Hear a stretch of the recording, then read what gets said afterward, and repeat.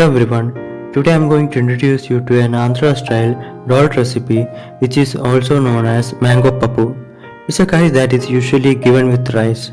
Now let's get into the ingredients required. Here I have 20 gram of dal, 1 red chili and cut tomato which is around 20 grams, then a green chili, then garlic paste, then small onion which is around 20 grams, then few curry leaves and 20 gram of mango. And I also took mustard seeds. First of all, take a frying pan and add water to it. And add as much as water as enough to submerge the mangoes.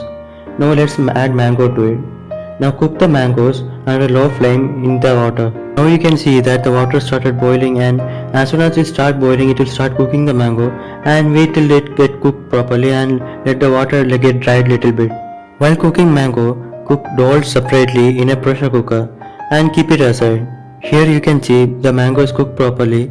Once the mango is getting cooked properly, let's add cooked dal to it. Here after cooking the dal, I have some water left behind, so I am not adding extra water.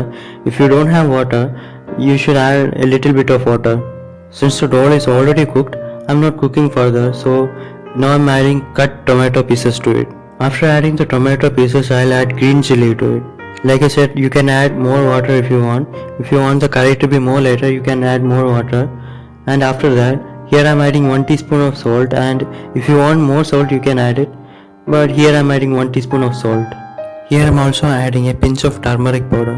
Now let's cook it well by stirring it properly and making sure that it is getting heated up properly and getting cooked properly. Keep cooking it for around 1 minute or so and make sure that the water starts boiling, and as soon as it starts boiling, let's remove it and keep a separate pan. In the new pan, add coconut oil to it and wait for the coconut oil to start boiling. Once the oil is heated up sufficiently, let's add mustard seeds to it, and let's wait until the mustard seeds get fried properly and it will start bursting. Once the mustard seeds get fried properly and when it starts bursting, let's add small onion, then the curry leaves, the garlic paste, then the red chili to it. Now let's fry it properly by mixing it very well, and you will know it is fried properly when the onion turns into a light brownish color, and that's when you know it is getting fried properly.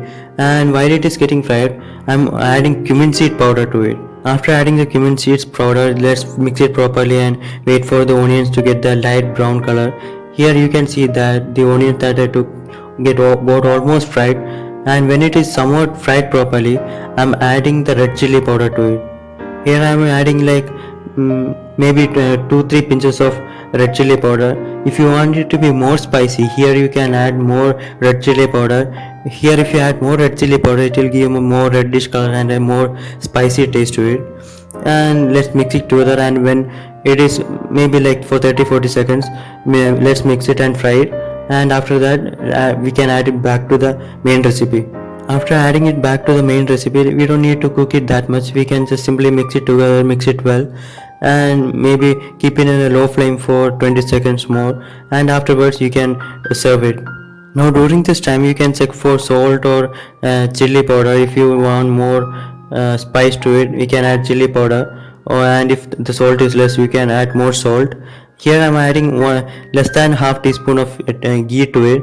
That is also optional. Here I am adding ghee for that special flavor to it. This is a tasty and spicy South Indian side dish which is usually given with rice. I hope you enjoyed the recipe, and if you enjoyed the video, please give us a like and subscribe to my channel for more videos. Thank you for watching, and I will see you in the next video.